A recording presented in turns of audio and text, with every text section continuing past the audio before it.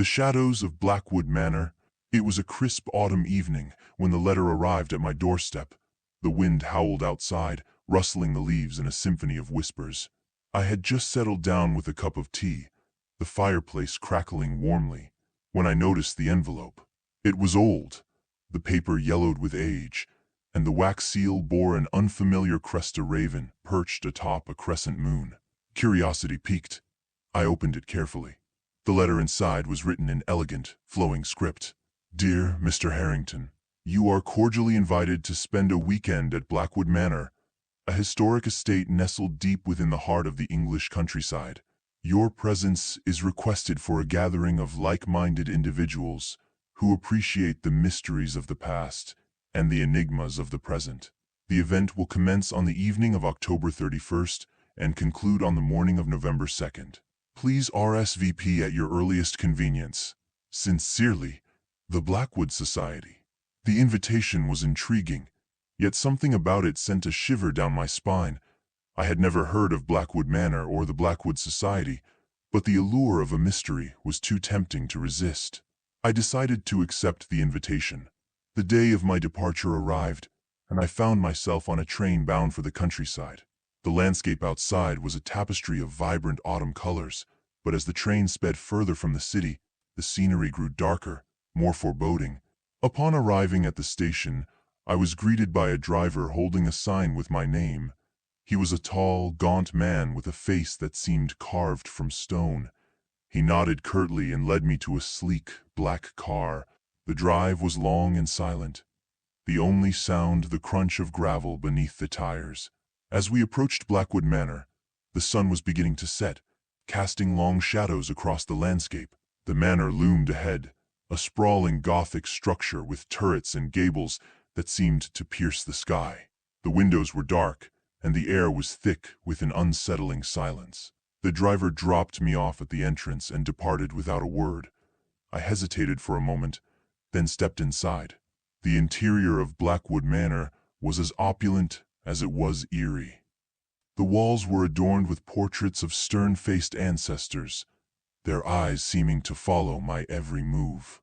A grand staircase dominated the foyer, and a chandelier hung from the ceiling, its crystals tinkling softly in the draught. I was greeted by a butler, who introduced himself as Mr. Graves. He was impeccably dressed, with a demeanor as cold as the manor itself. He led me to the drawing room, where a group of guests had already gathered. There were 6 of us in total, each with a story to tell. There was Lady Eleanor, a widow with a penchant for the occult; Dr. Thorne, a psychiatrist with a mysterious past; Miss Abigail, a young woman with a fascination for the macabre; Mr. Sinclair, a wealthy businessman with a dark secret; and Mr. Blackwood, the enigmatic host. The atmosphere was tense, the air thick with anticipation. Mr. Blackwood welcomed us with a chilling smile and a toast to new beginnings. As the evening wore on, the conversation turned to the supernatural, each guest sharing their own experiences and theories. After dinner, Mr. Blackwood led us to the library, where a fire crackled in the hearth. The room was filled with ancient tomes and artifacts, each with a story of its own. He explained that the purpose of our gathering was to explore the mysteries of the manor and to uncover the secrets that lay hidden within its walls. As the night progressed, strange things began to happen. The lights flickered, and a cold draft swept through the room. We heard whispers and footsteps echoing in the halls. Miss Abigail, who had been particularly vocal about her interest in the supernatural, suggested we conduct a séance. Reluctantly, we agreed. We gathered around the table, joining hands as Miss Abigail began to chant. The room grew colder, and the air seemed to shimmer. Suddenly, the candles went out, plunging us into darkness. A voice, low and menacing, filled the room. It spoke of betrayal and vengeance, of a curse that had been cast upon the manor centuries ago. The voice grew louder, more insistent, until it was a deafening roar. And then, as quickly as it had begun, the voice fell silent. The candles flickered back to life, and we were left in stunned silence. The next morning, We gathered in the dining room for breakfast. The atmosphere was subdued, each of us lost in our own thoughts. Mr. Blackwood seemed particularly troubled, his usual composure replaced by a haunted look. As we ate, he revealed the true purpose of our gathering. The Blackwood family had been cursed for generations, the manor a prison for the spirits of those who had been wronged. The curse could only be broken by uncovering the truth and setting the spirits free. Dr. Thorne, who had been silent throughout the meal, finally spoke up. He confessed that he had been researching the manor for years, piecing together the fragments of its dark history. He believed that the key to breaking the curse lay in the library, hidden within the pages of an ancient tome. Determined to uncover the truth, we made our way to the library. The room was just as we had left it, the fire still burning in the hearth. Dr. Thorne led us to a bookshelf at the far end of the room, where he pulled out a dusty volume bound in cracked leather. The book was filled with cryptic symbols and writings, each page a puzzle to be solved. As we pored over the text, the room grew colder, the air thick with tension. Suddenly, the ground beneath us began to tremble, and the bookshelf swung open, revealing a hidden passageway. Dr. Thorne led the way, and we descended into the depths of the manor. The air was damp and musty, the walls lined with cobwebs. We followed the passageway until we reached a chamber filled with shadows. In the center of the chamber stood a stone altar, and upon it lay a figure shrouded in darkness. As we approached, the figure began to stir, and a voice, weak and pleading, called out to us. The voice belonged to the spirit of Lady Isabella, the matriarch of the Blackwood family. She revealed that she had been betrayed by her own kin, her life taken in a cruel and vicious act. Her spirit had been trapped within the manor, her cries for vengeance echoing through the halls. She explained that the only way to break the curse was to right the wrongs of the past. We had to find the remains of those who had been murdered and give them a proper burial. Only then could the spirits find peace. With renewed determination, we set out to uncover the truth. We searched the manor, piecing together the fragments of its dark history. We found the remains of Lady Isabella and the others who had been murdered, hidden away in the bowels of the manor. With the remains in hand, we returned to the chamber. We placed the bones upon the altar and said a prayer for the souls of the departed. As we did, the chamber was filled with a warm golden light, and the spirits began to rise. The air was filled with a sense of peace and serenity, the shadows receding into the corners. The curse had been broken, and the spirits were finally free. As we made our way back to the surface, the manor seemed different. The air lighter, the shadows less oppressive. The curse had been lifted, and the manor was no longer a prison for the spirits. The weekend at Blackwood Manor had been a harrowing experience, but it had also been a journey of redemption and healing. We had uncovered the truth and set the spirits free, breaking the curse that had plagued the manor for centuries. As I departed the manor, I felt a sense of closure, a feeling of peace that had been missing for so long. The experience had changed me, leaving me with a newfound appreciation for the mysteries of the past and the enigmas of the present. The Blackwood Society had served its purpose, and the manor was left to stand as a testament to the power of redemption and the enduring strength of the human spirit. Part 2. The Echoes of the Past. Months had passed since the events at Blackwood Manor. Life had returned to normal, or as normal as it could be after such an experience. I often found myself thinking about the manor, the spirits, and the secrets we had uncovered. Despite the peace I felt after breaking the curse, there was an unsettling feeling that lingered, a sense that the story was not yet over. One evening, as I sat in my study, I received a letter. The envelope was familiar, the same yellowed paper and the same wax seal with the raven and crescent moon. My heart skipped a beat as I opened. Dear Mr. Harrington, it has come to our attention that the curse of Blackwood Manor has resurfaced. The spirits, though momentarily appeased, have begun to stir once more. We believe there is more to the story, secrets yet to be uncovered. We request your presence at the manor for a second gathering. Your insight and experience are invaluable to us. Sincerely, the Blackwood Society. I hesitated, the memories of the first visit flooding back. But the call to uncover the truth was too strong to resist. I decided to return to Blackwood Manor. Upon my arrival, I was greeted by Mr. Graves, who seemed even more solemn than before. The manor was just as I remembered it, its grandeur overshadowed by an air of foreboding. Inside, the same group of guests had gathered, with one addition: a young historian named Mr. Carter, who had been researching the Blackwood family for years. He was eager to share his findings and believed he had uncovered new information that could shed light on the manor's dark past. We gathered in the drawing room, the atmosphere tense and expectant. Mr. Blackwood welcomed us with a nod, his expression grave. He explained that the spirits had indeed returned, their whispers and cries echoing through the halls once more. Mr. Carter began to speak, his voice steady and confident.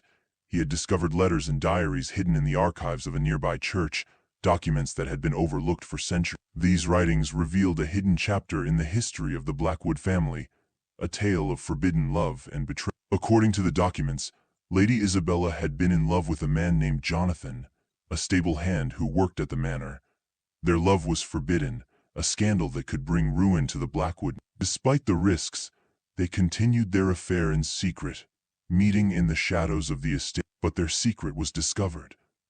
Lord Blackwood, enraged by the betrayal, had Jonathan murdered and forced Lady Isabella into a marriage with a wealthy noble. Heartbroken and desperate, Lady Isabella took her own life, cursing the Blackwood family and the manor itself. The revelation cast a new light on the curse, explaining the depth of Lady Isabella's anguish and the reason for her vengeful spirit. But Miss Carter believed there was more to the story, that the truth had yet to be fully uncovered. Determined to find the complete truth, we decided to conduct another séance. We gathered in the library, the room filled with the same sense of dread as before. Miss Abigail, who had become more confident in her abilities, led the séance. As we joined hands and began to chant, the room grew colder, the air thick with tension. The candles flickered, and a chill swept through the room. Suddenly, the spirit of Lady Isabella appeared, her form shimmering in the dim light. She spoke of a hidden chamber within the manor, a place where the truth lay buried. She urged us to find it, to uncover the secrets that had been hidden for centuries. With her guidance, we searched the manor, our efforts focused on finding the hidden chamber. It was Dr. Thorne who finally discovered it, a concealed door behind a tapestry in the east. The door led to a narrow passageway, its walls lined with ancient stones. We followed it until we reached a small, dimly lit chamber. In the center of the room stood a pedestal, and upon it lay a single dusty tome. The book was filled with the writings of Lady Isabella, her thoughts and feelings laid bare. She spoke of her love for Jonathan, her despair at their separation, and her anger at the Blackwood family. But she also revealed a deeper truth, one that had been hidden for centuries. Lady Isabella had discovered a dark secret within the Blackwood family, a pact with a malevolent force that granted them power and wealth in exchange for their soul. The curse was not just a result of her vengeance, but a manifestation of the evil that had been unleashed by the family. Armed with this new knowledge, we confronted Mr. Blackwood. He confessed that he had known about the pact, that it had been passed down through generations. He had hoped to break the curse by appeasing the spirits, but he now realized that the only way to truly end the curse was to renounce the pact and atone for the sins of his ancestors. With a heavy heart, Mr. Blackwood agreed to perform a ritual to break the pact. We gathered in the library, the room filled with an oppressive silence. Mr. Blackwood recited the incantation, his voice trembling with emotion. As he spoke the final words, the room was filled with a blinding light, and a deafening roar echoed through the manor. The air was thick with energy, the very fabric of reality seeming to shift. When the light faded, the atmosphere in the manor had changed. The oppressive weight that had hung over the estate was gone, replaced by a sense of peace and calm. With the curse finally broken, the spirits of Blackwood Manor were at rest. The manor, once a place of darkness and despair, was now a symbol of redemption and hope. Mr. Blackwood, freed from the burden of his family's legacy, decided to open the manor to the public, turning it into a museum dedicated to the history of the Blackwood family and the lessons learned from their past. As for me, I returned to my life, forever changed by the events at Blackwood Manor. The experience had taught me the power of truth and the importance of confronting the shadows of the past. The story of Blackwood Manor is a testament to the enduring strength of the human spirit and the possibility of redemption, even in the face of unimaginable darkness. Part 3. The abyss unveiled, with the curse broken and the spirits at rest, Blackwood Manor seemed to breathe a sigh of relief. The oppressive atmosphere that had once clung to its walls like a shroud had lifted, replaced by a sense of peace and tranquility. Mr. Blackwood, freed from the burden of his family's legacy, had transformed the manor into a museum, a testament to the power of redemption and the enduring strength of the human spirit. But as the days turned into weeks, a creeping unease began to settle over the manor once more. Whispers echoed through the halls, soft and indistinct, like the rustling of leaves in a distant wind. The shadows, once banished, began to stretch and twist, reaching out with tendrils of darkness. I returned to Blackwood Manor at the request of Mr. Blackwood, who had noticed the changes and feared that the curse had not been fully vanquished. The guests of the Blackwood Society were summoned once more, each of us drawn back to the manor by a sense of duty and a desire to uncover the truth. The manor was as grand as ever, but there was an undercurrent of tension in the air, a feeling that we were being watched. Mr.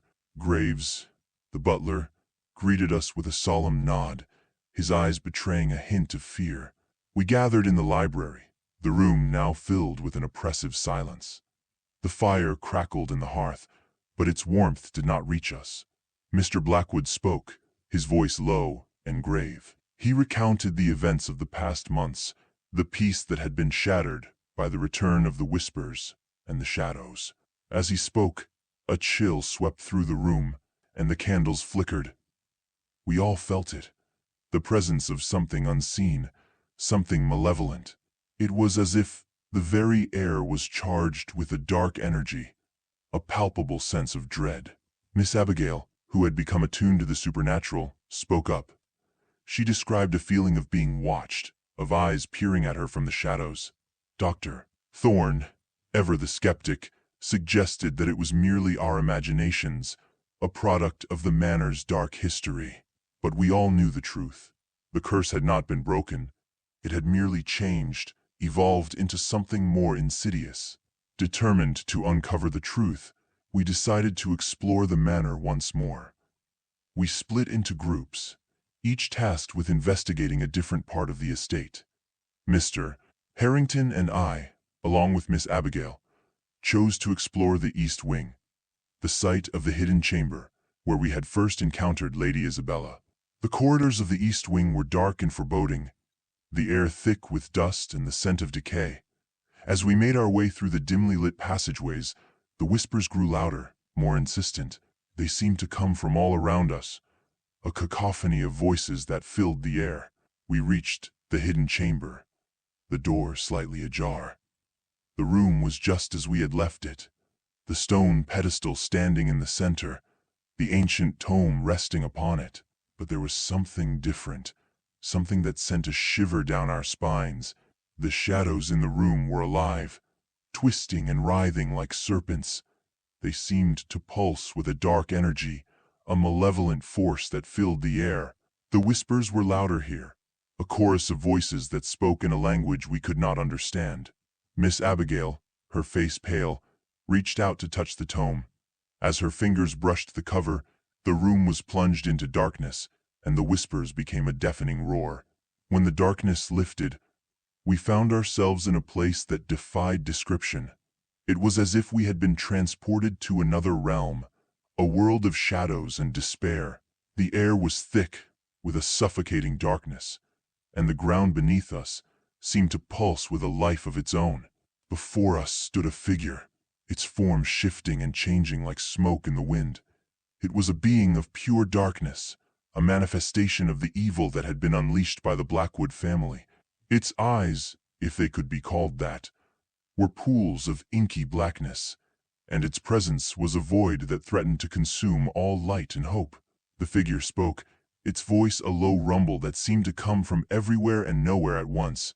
It spoke of the pact that had been made, the deal with a malevolent force, that had granted the Blackwood family power and wealth in exchange for their souls.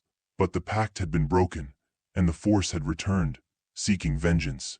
The being was the embodiment of the curse, a manifestation of the darkness that had been unleashed. It was a force of destruction, a harbinger of doom that threatened to consume the manor and all who dwelled within. Realizing the gravity of the situation, we knew that we had to act quickly. We had to find a way to banish the being, to break the curse once and for all. But how could we fight a force of pure darkness, a being that seemed to defy the laws of nature? Miss Abigail, her voice trembling but determined, suggested that we use the tome. The book, which had once been a source of power for the Blackwood family, might hold the key to our salvation. We had to find a way to turn its power against the being, to use it as a weapon. With no other options, we opened the tome, its pages filled with cryptic symbols and writings. As we pored over the text, the being loomed over us, its presence a suffocating weight. But we pressed on, driven by desperation and a glimmer of hope. Finally, we found what we were looking for, a ritual that promised to banish the darkness. It was a dangerous and untested spell, but it was our only chance. We began the ritual, our voices rising in unison. The being roared, its form twisting and writhing as it tried to resist. But we continued, our resolve unwavering. As the final words left our lips, a blinding light filled the room, and the being was consumed by it. The darkness receded, and the air was filled with a sense of peace and relief.